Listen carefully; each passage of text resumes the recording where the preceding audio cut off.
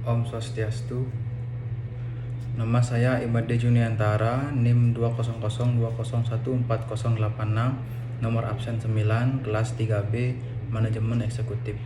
Di sini saya akan menyampaikan pemahaman saya setelah mempelajari topik pertemuan 1 sampai dengan 4, mata kuliah Manajemen Operasional.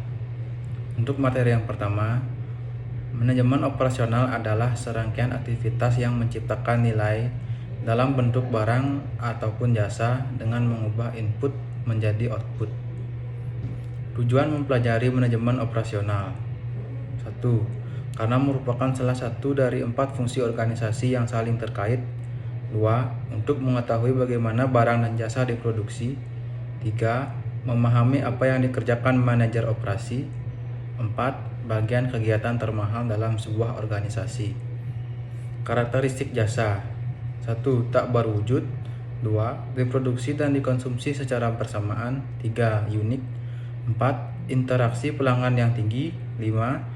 Definisi produk yang tidak konsisten. 6. Terkadang berbasis pengetahuan. 7. Penyebaran jasa. 8. Kualitas sulit untuk dievaluasi. 9. Penjualan kembali merupakan hal yang tidak bisa. Karakteristik barang: 1. Berwujud. 2. Dapat disimpan. 3. Produk serupa dihasilkan. 4. Keterlibatan pelanggan yang terbatas dalam proses produksi. 5. Produk terstandarisasi. 6. Dapat dievaluasi. 7. Sering memiliki nilai sisa. Manajemen operasi dalam e-bisnis. E-bisnis merupakan kegiatan berbisnis di internet yang tidak saja meliputi pembelian, penjualan dan jasa, tapi juga meliputi pelayanan pelanggan dan kerjasama dengan rekan bisnis, baik individual maupun instansi. Fungsi e-bisnis yaitu mensupport bagian dari marketing, produksi, accounting, finance, dan human resource management. Materi 2. Pandangan global mengenai operasi. Globalisasi berarti pelanggan, talenta, dan pemasok yang ada di seluruh dunia. Strategi globalisasi tidak hanya memberikan kontribusi efisiensi dan menambahkan nilai pada produk dan jasa, tetapi juga membuat pekerjaan manajer operasi lebih rumit. Kerumitan, resiko, dan persaingan menjadi semakin bertambah dan memaksa perusahaan untuk melakukan penyesuaian.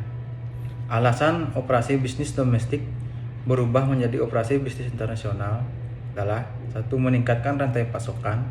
2. Mengurangi biaya. 3. Meningkatkan operasi. 4. Memahami pasar. 5. Meningkatkan produksi. 6. Menarik dan mempertahankan talenta global. Strategi operasi global. 1. Strategi internasional. Sebuah strategi di mana pasar global dipenetrasi menggunakan ekspor dan lisensi. Kedua, strategi multi domestik. Sebuah strategi di mana keputusan operasi disentralisasi ke masing-masing negara untuk meningkatkan reaksi lokal. 3. Strategi global. Sebuah strategi di mana keputusan operasi disentralisasikan dan kantor pusat mengkoordinasi standarisasi dan pembelajaran antar fasilitas. 4. Strategi transaksional. Sebuah strategi yang mengkombinasikan manfaat dari efisiensi berskala global dengan manfaat dari kemampuan lokal untuk merespon. Materi 3. Peramalan atau forecasting adalah seni dan ilmu untuk memperkirakan kejadian di masa mendatang. Tujuan peramalan: 1. Sebagai alat bantu dalam perencanaan yang efektif dan efisien. 2. Untuk menentukan sumber daya di masa mendatang. 3. Untuk membuat keputusan yang tepat. Metode peramalan: 1. Top-down forecasting.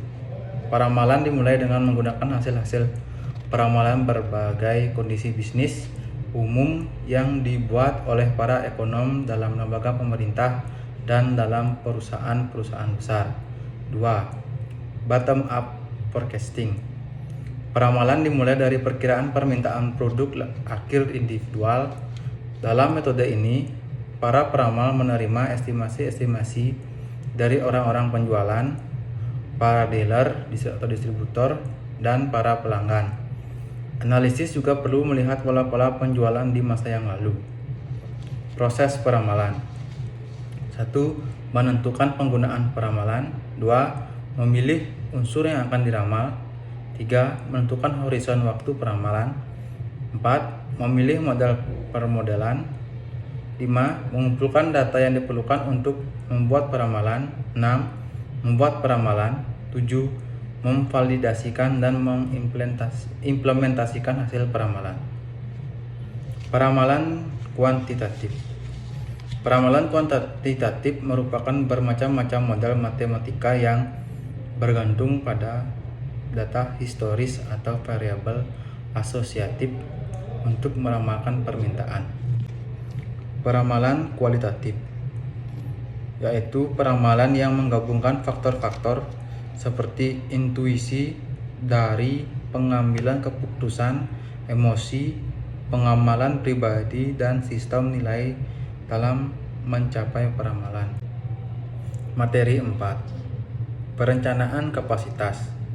Kapasitas atau capacity adalah hasil produksi atau jumlah unit yang dapat ditahan, diterima, disimpan, atau diproduksi oleh sebuah fasilitas dalam suatu periode waktu tertentu.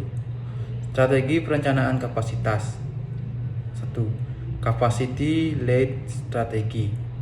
Strategi di mana kapasitas yang direncanakan naik secara bertahap dan selalu melebihi nilai permintaan jika permintaan berbentuk garis lurus atau linear. 2. Capacity lag strategi. Strategi di mana kapasitas yang direncanakan selalu melebihi nilai permintaan jika permintaannya yang naik secara bertahap. 3. Average capacity strategi. Suatu strategi yang direncanakan kadang melebihi dan kadang berkurang dari permintaan pasar. Penyelesaian kapasitas diusahakan mendekati nilai rata-rata permintaan pasar. Perencanaan agregat. Perencanaan agregat atau agregat planning juga dikenal sebagai penjadwalan agregat, berhubungan dengan menentukan kuantitas dan waktu produksi pada jangka menengah, biasanya antara 3 hingga 18 bulan ke depan. Agregat berarti penjadwalan dilakukan secara keseluruhan dari semua produk yang menggunakan sumber daya.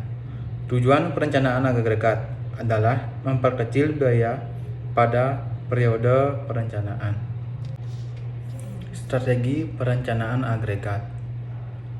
5 pilihan pertama disebut pilihan kapasitas atau capacity option, atau sering disebut strategi perencanaan agregat secara murni, karena pilihan tersebut tidak berusaha untuk mengubah permintaan tetapi untuk menyerap fluktuasi dalam permintaan. 3 pilihan yang terakhir adalah pilihan permintaan, demand option, di mana perusahaan berusaha untuk mengurangi perubahan pola permintaan selama periode perencanaan. Strategi campuran pilihan untuk perencanaan agregat. Pertama, strategi perburuan. Strategi perburuan merupakan strategi perencanaan yang menetapkan produksi sama dengan permintaan.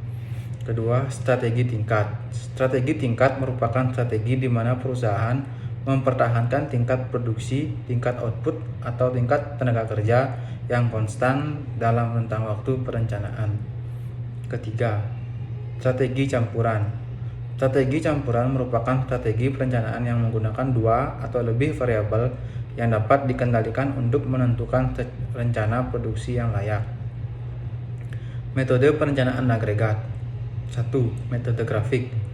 Perencanaan agregat dengan metode grafik menggunakan beberapa variabel secara bersamaan, sehingga perencanaan yang dibuat dapat membandingkan proyeksi permintaan dengan kapasitas yang ada.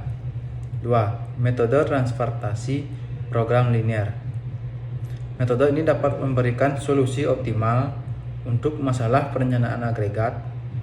Metode ini juga fleksibel karena dapat merinci produksi dengan waktu biasa lembur di setiap periode waktu, jumlah unit yang akan disubkontrakkan, giliran kerja tambahan, serta persediaan yang dibawa dari suatu periode ke periode berikutnya.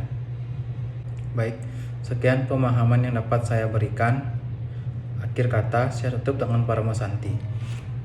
Om Santi Santi Santi Om. Terima kasih.